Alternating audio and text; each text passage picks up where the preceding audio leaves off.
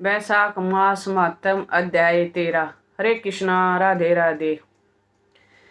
देखो, आप पर भगवान श्री कृष्ण की साक्षात कृपा है जो आप ये वैशाख मास मातम सुन पा रहे हो। बस इतना करना है कि हमें अपनी भक्ति को और बढ़ाना है, और भक्ति को बढ़ाने का सबसे सरल उपाय है नाम जाप करना। इस महीने का फायदा उठाकर अपने सभी पापों का अंत करे और अपने पुण्य को बढ़ाए। अब श्री गणेश जी महाराज और अपने गुरुदेव को याद करते हुए वैशाख मास मातम अध्याय 13 को सुनते हैं। कैलाशी शिव सुत सुनो, करो भक्त कल्याण, सब जन द्वारे आ खड़ा, आज बचा लो प्राण। बोलो गणेश महाराज की जय। गुरु अमृत है जगत में, बाकी सब विषबेल, सतगुरु संत अनंत है, प्रभु से करा दे मेल। बोलो गुरुदेव महाराज की जय। कल हमने वैशाख मास महात्म अध्याय 12 में ब्राह्मण और यमराज का संवाद सुना था और राजा महिरथ की कथा भी सुनी थी। आज हम वैशाख मास महात्म अध्याय 13 में ब्राह्मण और छिपकली की कथा को सुनेंगे। शुरू करते हैं। श्री सूत जी महाराज सभी ऋषियों से बोले, एक समय नारद जी ने राजा अम्बरीश को कहा, हे राजन, वैशाख महीने में मार्ग चलने से व्याकुल पैसे मनुष्यों को जलदान नहीं करते वह पक्षी की योनि में पाते हैं। उदाहरण के लिए हम ब्राह्मण और घर की छिपकली का प्राचीन इतिहास कहते हैं। यह परम अद्भुत संवाद है। प्राचीन काल में इक्ष्वाकु के वंश में हेमांग नाम का एक राजा हुआ। वह ब्राह्मणों का भगत, अजित शत्रु और जितेंद्रिय था।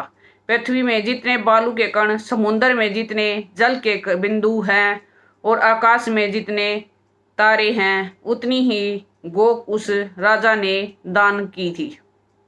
उसने बहुत से यज्ञ किए थे। उन यज्ञों की कुशाओं से पृथ्वी पर कुशा ही कुशा दिखाई देने लगी थी तथा गो ही भूमि, तिल और श्रवणदान से बहुत ब्राह्मणों को पसंद किया। कोई ऐसा दान नहीं किया था जो उसने नहीं किया हो।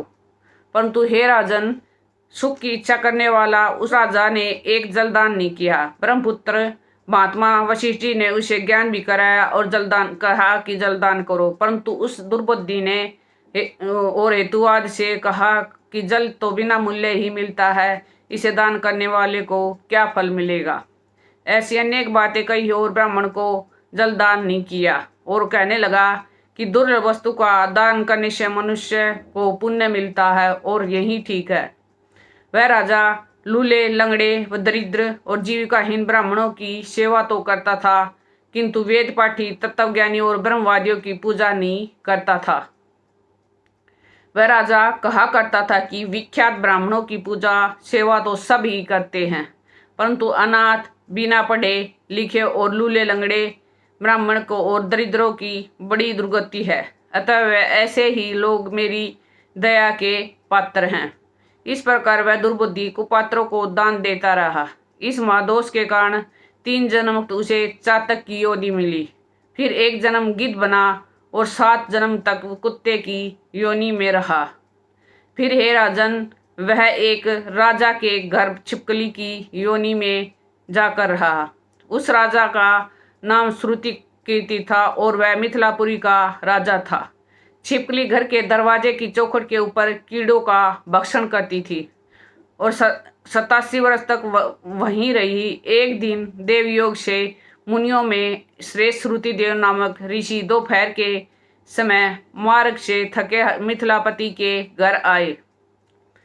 ऋषि को देखकर राजा अत्यंत प्रसन्न होकर सहसा उठ कर बड़े आदर से, सत्कार से, वधुपाक आदि से पूजन कर चरण धोने लगा और चरणोदक को अपने मस्तक पर छिड़का। तब देवयोग से एक बूंद जल उस छिपकली पर गिर गई। जल की बूंद पड़ते ही उसे ज्ञान हो गया और नाना योनियों में दुखों से दुखित हो ब्राह्मण को देवता से हाय हाय कर कहने लगी कि हे ब्राह्मण, मेरी रक्षा करो। एक छिपकली का ऐसा शब्द सुनकर मुनि श्रुतदेव जी का बड़ा आश्चर्य हुआ और वह कहने लगे, हे गोदा, तू कहाँ है? गोदा यानी छिपकली, फिर कहाँ तू क्यों विलाप करता है? तेरी यह दशा कैसे हुई है?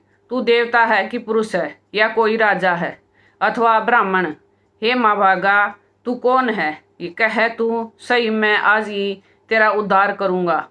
ऋषि की ऐसी बात सुनकर वह छिपकली रूप में राजा हेमांग श्रुतिदेव जी के से कहने लगा कि हे श्रेष्ठ मुनि, मेरा जन्म इक्ष्वाकु कुल में हुआ था और मैं वेद शास्त्रों का पूर्ण ज्ञाता था। पृथ्वी में जितने रज के कण हैं, जितने जल के बिंदु हैं और आकाश में जितने तारे हैं, उतनी ही गो मैंने दान करी थी। मैंने सभी यज्ञ किए और मैंने बावली, कूप और तालाब बनवाए, अनेकों दान किए और धर्मपूर्वक राज्य भी किया, और तो भी मेरी ऐसी दुर्गति हुई और मुझे स्वर्ग न मिला। 3 जन्म तक मुझे चातक योनि मिली और 1 जन्म में मैं गिद्ध हुआ और फिर 7 जन्म तक कुत्ते की योनि मिली। अभी यह राजा आपके चरणोदक को छिड़क रहा था, तभी एक बूंद उछलकर मेरे ऊपर आ पड़ी। उसी के पड़ने से मुझे पूरा जन्म का स्मरण हो आया और मेरे सब पाप दूर हो गए। हे श्रेष्ठ मुनि, 28 जन्म तक मुझे छिपकली की योनि भोगनी पड़ी। तरह तरह की दैवीय सृष्टि दिखाई देती हैं, अतः अब मैं इन जन्मों से डरता हूँ। हे द्विज, मेरी यह दशा कैसे हुई है, यह विस्तार से कहिए। यह सुनकर श्रुतिदेव मुनि ने ज्ञान चक्षु द्वारा सब वृत्तांत जान लिया और कहने लगे, हे राजन, मैं तेरी इस बुरी योनि का कारण कहता हूँ, चित्त लगाकर सुनो। तूने माधव भगवान के प्यारे बैसाख मास में जलदान नहीं किया। तूने जल को सुलभ समझकर यह निश्चय लिया कि यह बिना मूल्य ही मिल जाता है, अतः मार्ग में चलने वाले और धूप से पीड़ित ब्राह्मणों को जलदान नहीं किया। साथ ही सुपात्रों को छोड़ कुपात्रों को दान दिया। जलती हुई अग्नि को छोड़कर क्या कोई राख में भी हवन करता है? प्राय बताए हुए सुगंध आदि से युक्त कांटेदार वृक्षों का कोई भी पूजन नहीं करता।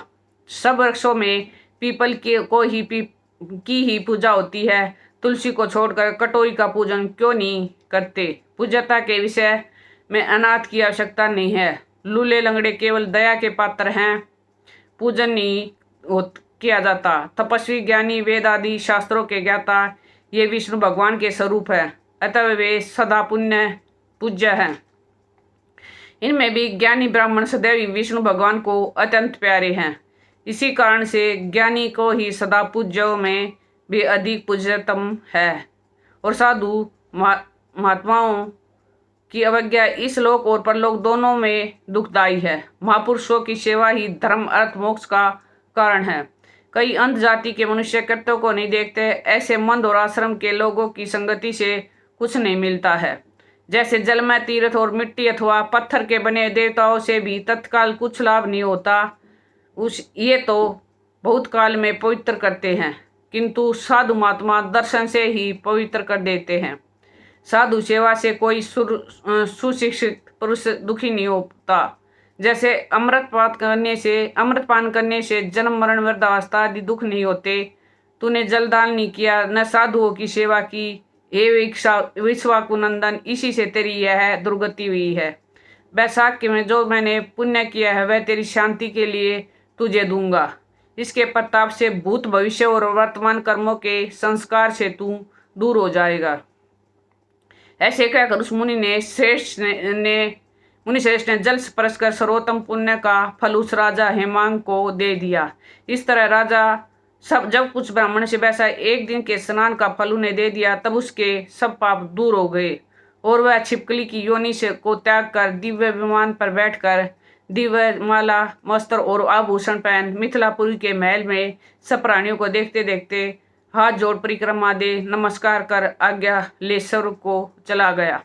देवता लोग उसकी स्तुति करने लगे। वहाँ 10,000 वर्ष तक अनेक भोगों को भोग करके वहीं राजा इक्ष्वाकु के वंश में महाप्रभावशाली काकुस्थ नाम से पैदा हुआ और सप्त द्विपति पृथ्वी का पालन करता हुआ बड़ा साधु सेवी इंद्रा का सखा और विष्णु जी का अंश हुआ। तब वशिष्ठ जी ने बैसाख मास में सब कर्तव्य धर्म सुनाए, जिनके करने से उसके सब दुख दूर हो गए और दिव्य ज्ञान को पाकर विष्णु की सामुज्य मुक्ति को प्राप्त हुआ। इसलिए यह वैशाख संपूर्ण शुभ फलों का दाता है। इसमें जो मनुष्य यथोक्त धर्म करता है उसकी आयु और यश बढ़ता है, पाप हो जाते हैं, पुरुषार्थ चतुष्टय को प्राप्ति होती है और विष्णु भगवान पाप दूर हो जाते हैं और पुरुषार्थ चतुष्टय की प्राप्ति होती है और विष्णु भगवान प्रसन्न होते हैं। अतः ब्राह्मण, क्षत्रिय, वैश्य, शूद्र, ये चारों वर्ण, ब्रह्मचारी, गृहस्थ, वानप्रस्थ और संन्यास, चारों आश्रमों वाले मनुष्यों को वैशाख मास में कहे हुए कर्म करने चाहिए। जो कोई साधुओं के संग दृष्टता करते हैं उनका कहना ही क्या।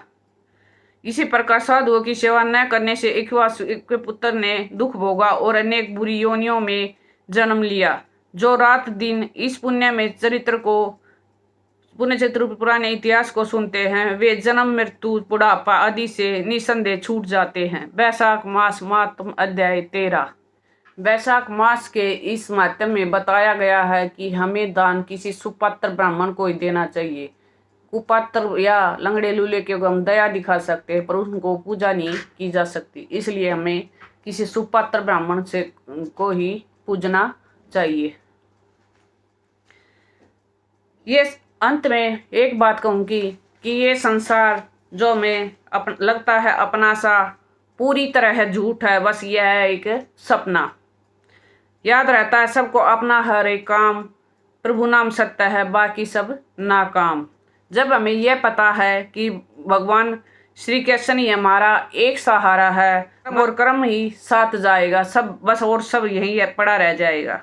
हम इस संसार के कामों पर तो ज़्यादा ध्यान देते हैं और परंतु अपने कर्मों पर नहीं देते। इसलिए बार बार याद दिला रही हूँ, अभी भी समय है, समझ जाओ, जाग जाओ, सोच लो, विचार कर लो, क्योंकि कलयुग केवल नाम आधार। इस भगवान ने भी इस कलयुग में हमें बहुत ही सरल उपाय दिया है कि ज़्यादा से ज़्यादा नाम जाप करके हम अपने सभी पापों से मुक्ति पा सकते हैं और अपने कर्मों का पुण्य को बढ़ा सकते हैं। इसलिए ज़्यादा से ज़्यादा नाम जाप करके हम अपनी भक्ति, मुक्ति, शक्ति सब कुछ पा सकते हैं। हमें इस ज़्यादा से ज़्यादा नाम जाप करना चाहिए। प्रेम से, मन से, भाव से हर समय नाम जाप करते रहो। हरे कृष्णा कृष्णा कृष्णा हरे हरे, हरे Ram Ram Ram Hare Hare. Please in video को ज़्यादा से ज़्यादा शेयर कीजिए, अपने शास्त्रों का प्रचार कीजिए और सनातन धर्म को प्रचार को ज़्यादा से ज़्यादा बढ़ाइए। ये भी एक सेवा है। राधे राधे।